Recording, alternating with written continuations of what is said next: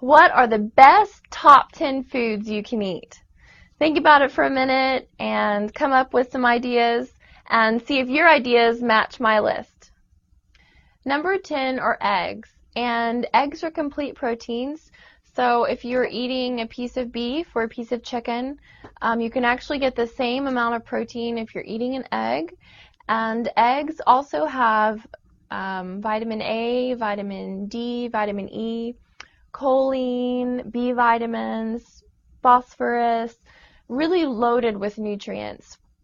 Now, for all of you out there who've always heard that the egg whites are the only part that you should eat, I want to, bust this myth, because the egg yolks are actually the part of the egg that contains the vitamin A, the vitamin D, E, and the choline. So if you're getting rid of the egg yolks every time, you're actually losing a lot of nutrients.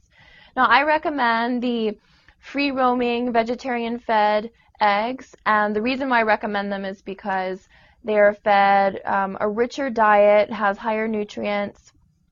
They're not under stress when they're actually laying the eggs, and so when the eggs are actually laid and then we are consuming the eggs, they actually have more nutrients. Number 9 are fermented beverages.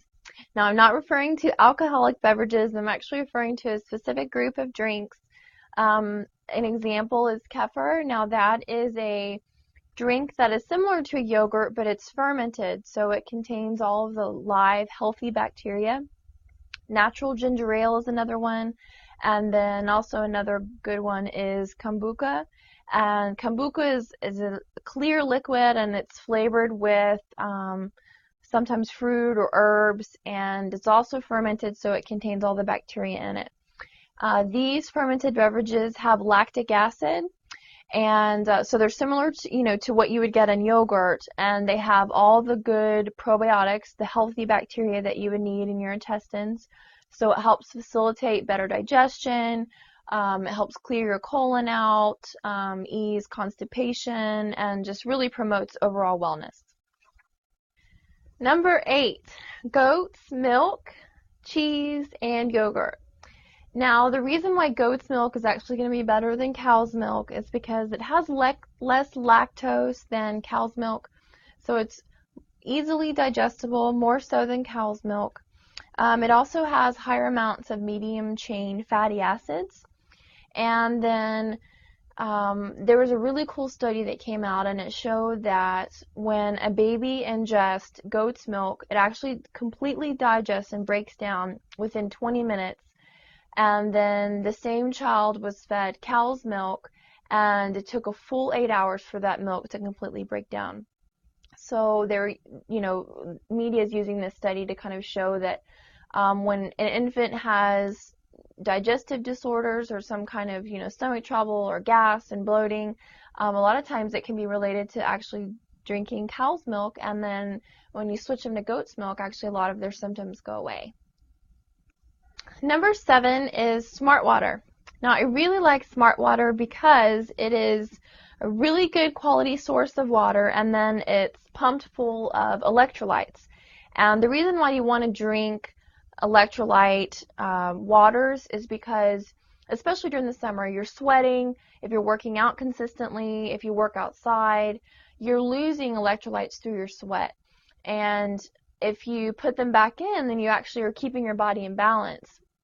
Now, this is such a better alternative than Powerades or the sports drinks out there, because they're loaded with sugar, so you get this high of energy and then this low of energy. So this is the perfect alternative. Number 6, almonds and walnuts. And I eat these every morning for breakfast with my yogurt. And these are really high in essential fatty acids, so they're going to protect against heart disease and high cholesterol.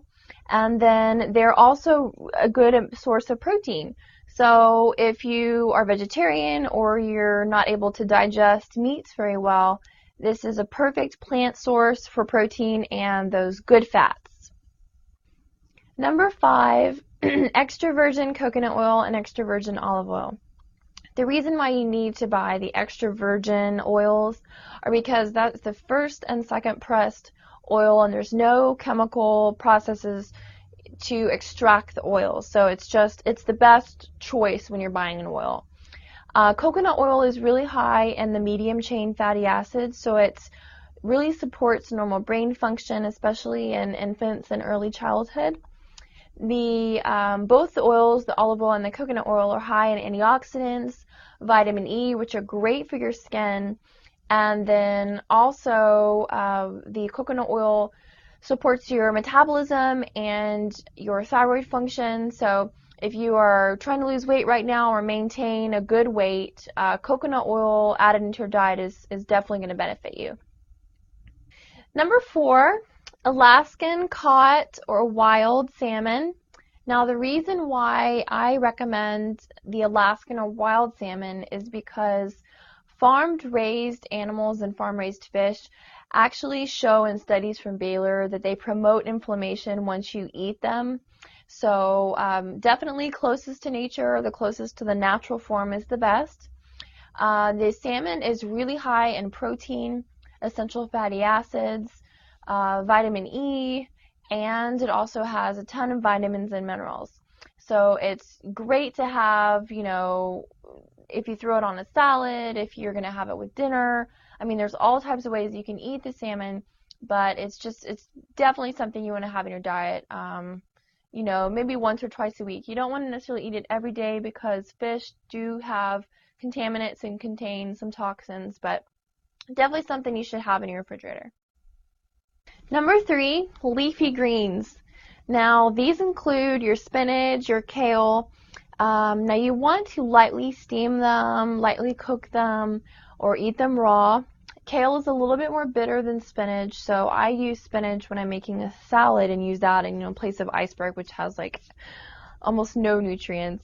But spinach and kale are loaded with vitamins A, vitamin C, E, K, folic acid, magnesium, potassium. I mean, they are just jam-packed full of nutrients.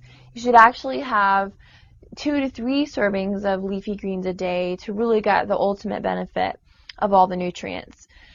Spinach and kale also help lower inflammation, which is going to reduce your risk for heart disease. And then so just make sure you don't overcook the spinach and kale, because then that is going to, cause some of the nutrients to break apart.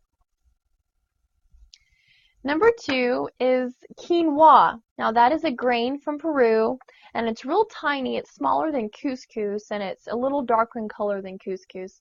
And it's a complete protein. So like I mentioned before, eggs are a complete protein.